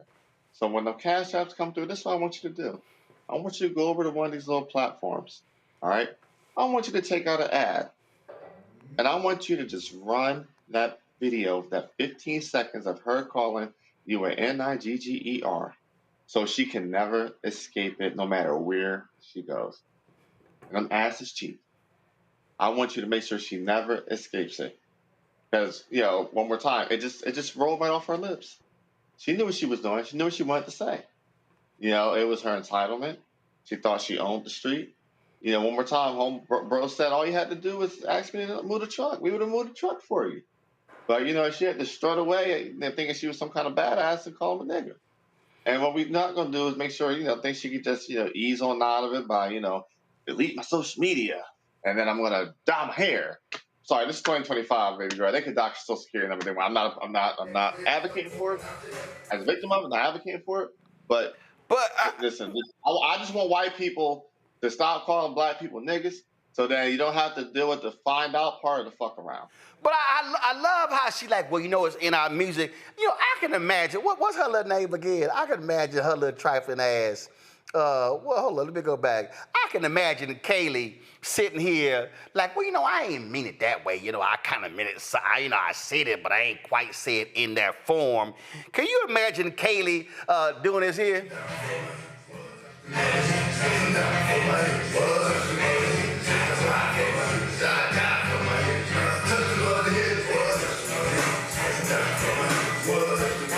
Girl, come on. I'm They really getting on my damn nerves. Okay, hold up. I got to tell y'all about this one here. Hold up. We ain't done. Okay, let's see. We done with the Trump person. We done it old racist-ass rock thrower. We done with racist-ass Kaylee. Now let's go to this one here. New Hampshire Republican. He blames black people. We the problem for all the gun violence in America. That's right, y'all.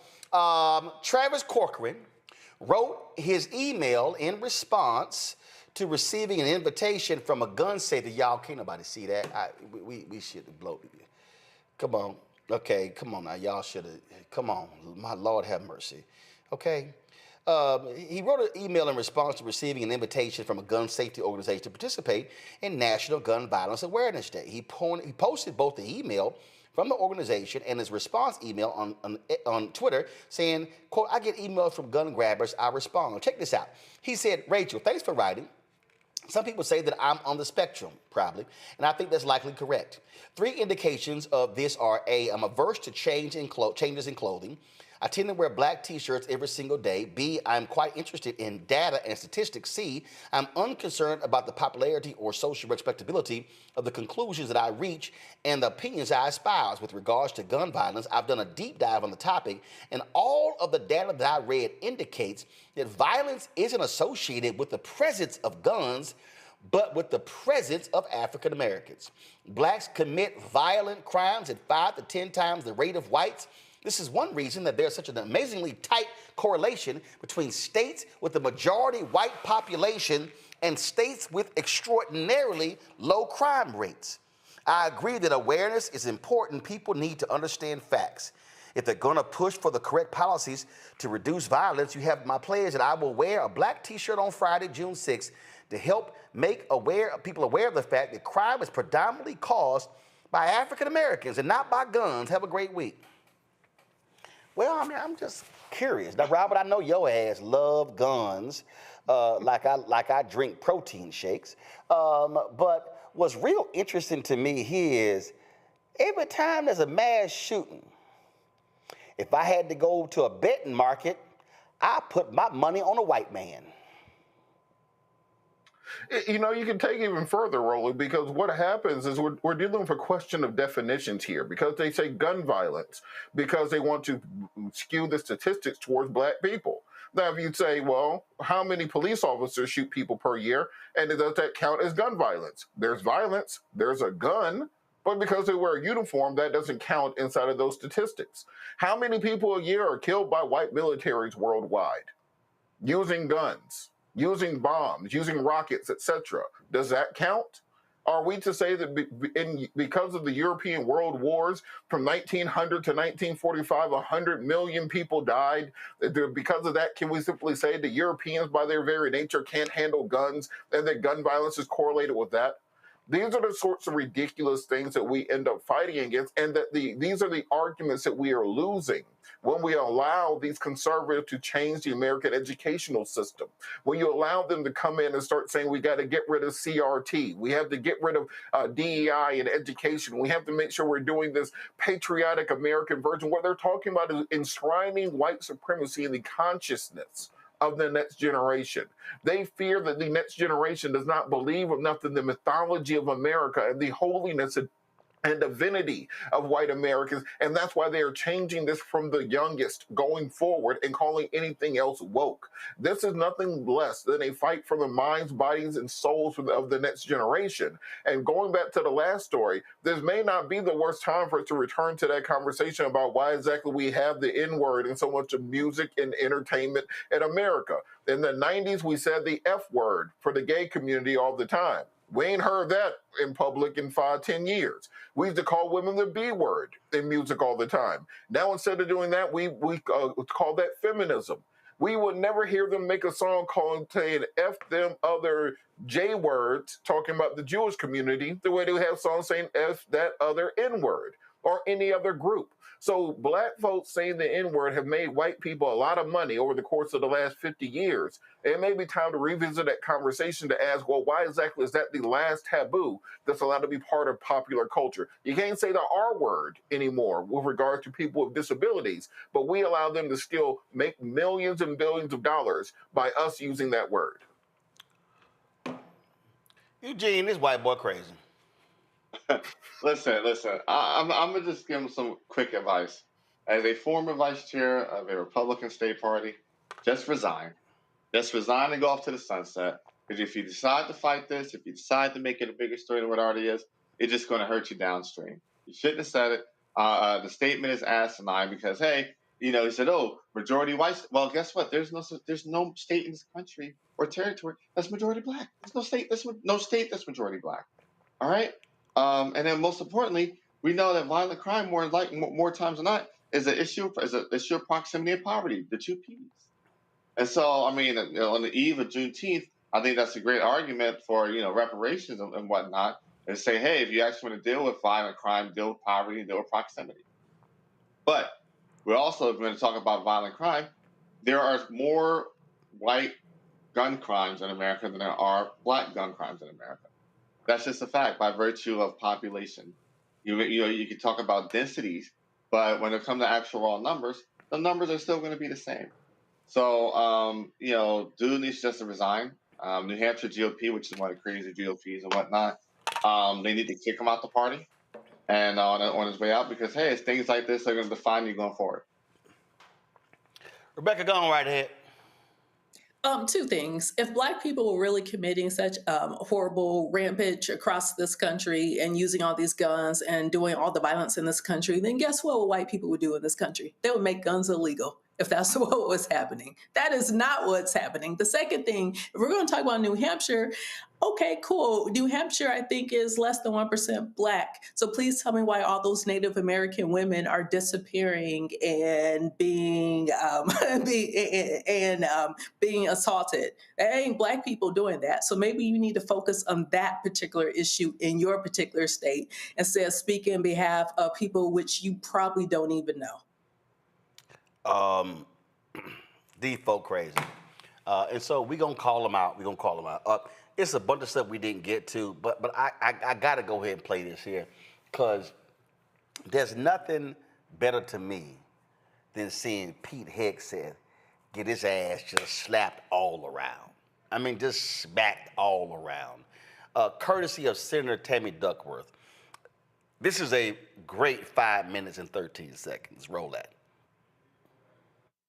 In response to my colleague from Oklahoma, I believe the Secretary of Defense has just responded last week and admitted that the $1 billion mission that he led against the Houthis, who do not have a Navy, has not restored the transit of U.S. flag commercial vessels through the Red Sea, and in fact has resulted in the loss of 2 F-18 Hornets to the tune of $60 million apiece, as well as, I believe the last count was 7 Reaper drones to the tune of another $200 million. You are blowing through money like my fellow cadets and I did in our first Liberty after basic camp. Luckily, I didn't end up with a questionable tattoo.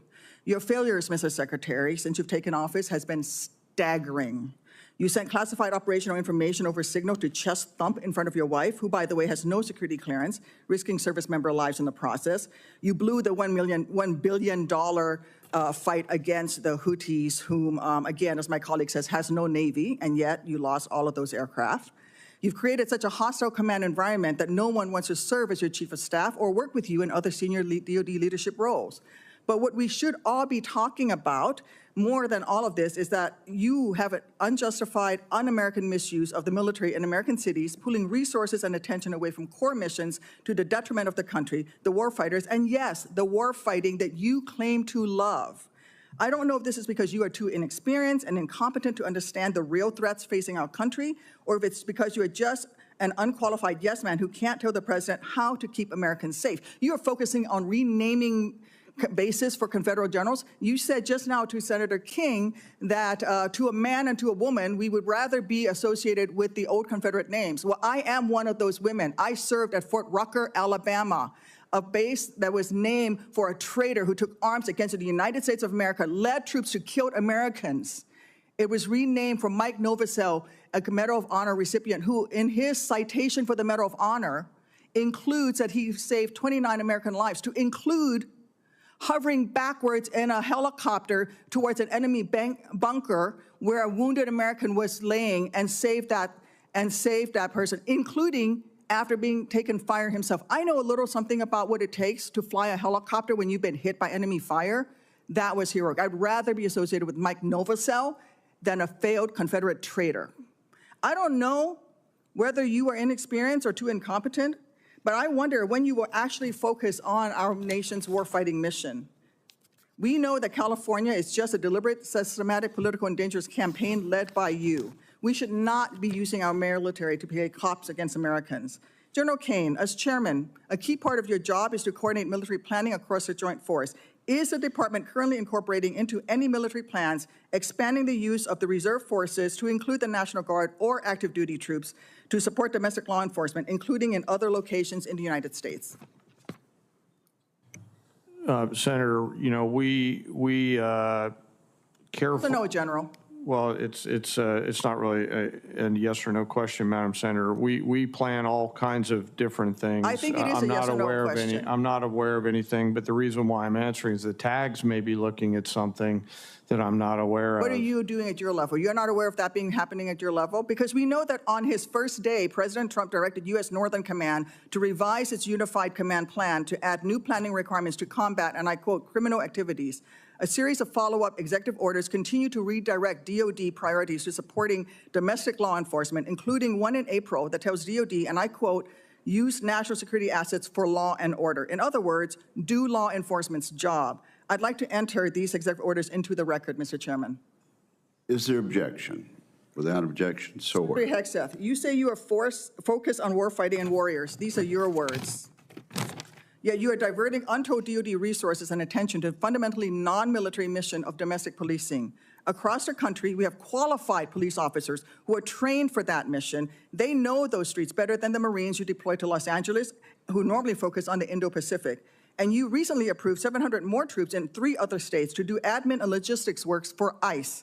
You say all of this is valuable training, but I would much rather have our troops do tough, realistic training relevant to high-end combat. Instead of typing in spreadsheets for ICE, they should be conducting live fire maneuver exercises. Instead of patrolling American neighborhoods and standing in front of federal buildings, they should be rehearsing call for fire missions. We have local police who can stand in front of those federal buildings. And the list of distractions goes on. You are encouraging the DOD workforce to go work for DHS in increasing numbers. You're pulling the military away from facing foreign enemies who literally say things like death to America. And you're putting troops with weapons aimed at Americans. Mr. Secretary, let the military get back to its real job. Stop forcing them to do DHSs. And if you want to be the DHS secretary, maybe you can apply for that job when you're fired from this one due to your incompetence. Ooh, damn, Rebecca, she read his ass for filth. That was the clip I needed to see going into Juneteenth. I mean, what more can you say? Look, she is a true patriot. She served honorably in our nation's military. And so when we talk about experts, that's what expertise looks like. So we saw a clear someone who is not an expert but has the position. And then we saw an expert. We saw someone who is very thoughtful when it comes to policy, especially around our military. Our military is never supposed to be deployed in U.S. cities towards American citizens. That is something that our military, that's not even within the purview of our military. And so what we're seeing is an administration that's using very unconstitutional measures for political advantage. And so Americans ought to be extremely upset with what's going on. And I wish more Americans would truly understand all of the unconstitutional things that we're seeing that's happening in this moment. If this was good times, Eugene, it'd be like, damn, damn, damn.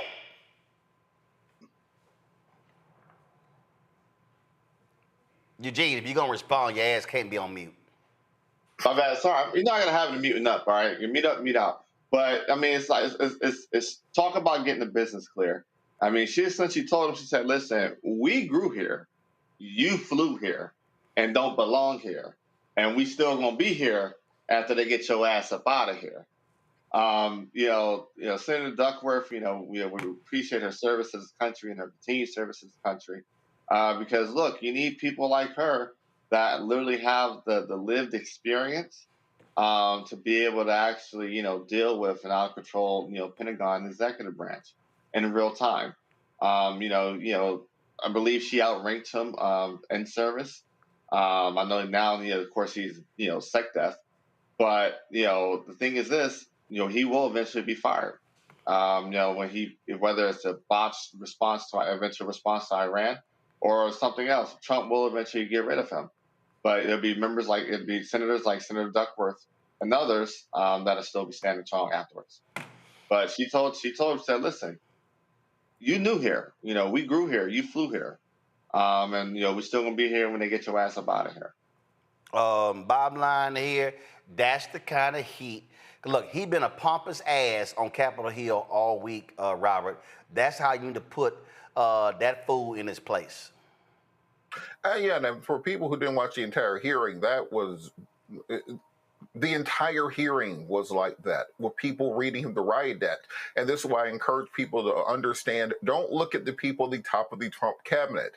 These are actors. He literally pulled half of them off of TV. They don't know anything about it. They are just there to go look on camera and do things.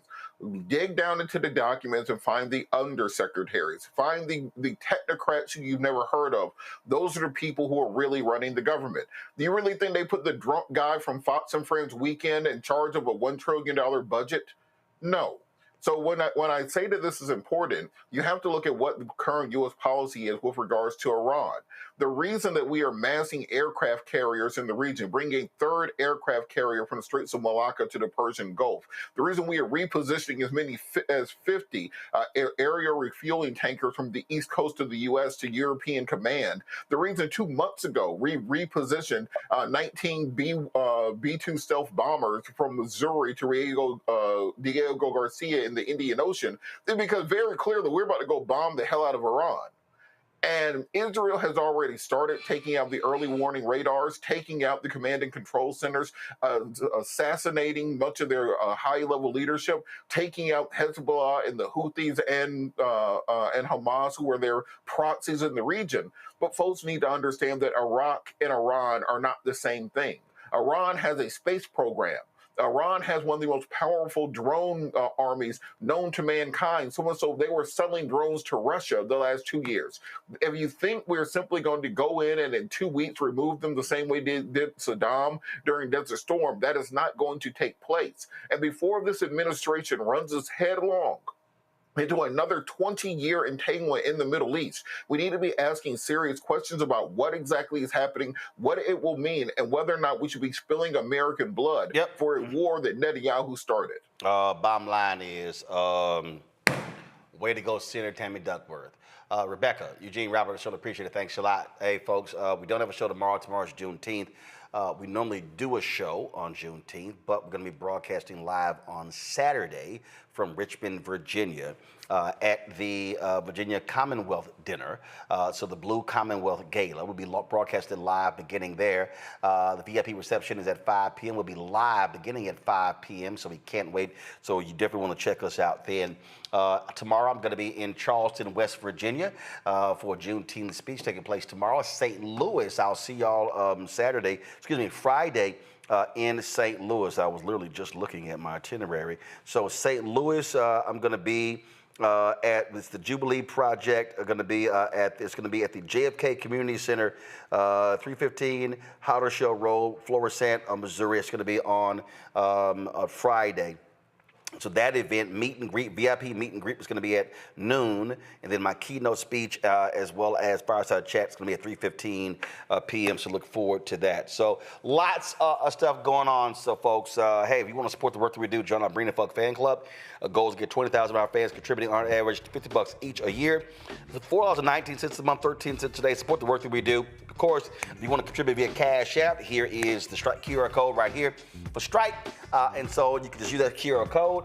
If you want to, of course, send check a money order, go to, first of all, make it out to Roland Martin Unfiltered. Make it payable to Roland Martin, P.O. Box 57196, Washington, D.C., 20037 7-0196. PayPal is R Martin Unfiltered, Venmo, RM Unfiltered, Zelle, Roland at RolandSMartin.com. Roland at RolandMartinUnfiltered.com. Download the Black Star Network app, Apple phone, Android phone, Apple TV, Android TV, Roku, Amazon Fire TV, Xbox One, Samsung Smart TV. You, of course, also can be sure to get my book, White Fear, How the Browning of America is Making White Folks Lose Their Minds, available at bookstores nationwide. Get the audio version I read on Audible. You can also, of course, support us by getting our swag. Be sure to get our Roland Martin Unfiltered Black Star Network swag by going to rolandmartin.creator-spring.com. You can get our shirts, especially Don't Blame Me, but for the black woman. You can get all of that at rolandmartin.creator-spring.com. Don't forget, you can also, of course, go to support our black-owned companies. Go to shopblackstarnetwork.com. Shopblackstarnetwork.com to shop our marketplace for those products. And, of course, we want you to also get the app Fanbase. That's right. Download the app Fanbase, Android, Apple, and of course, if you want to, of course, invest, get more information at startengine.com/Fanbase. Folks, that's it. Y'all be well. Have a fabulous Juneteenth, and we're gonna keep bringing the funk as we always do. Now it's time for Truth Talks. Holla!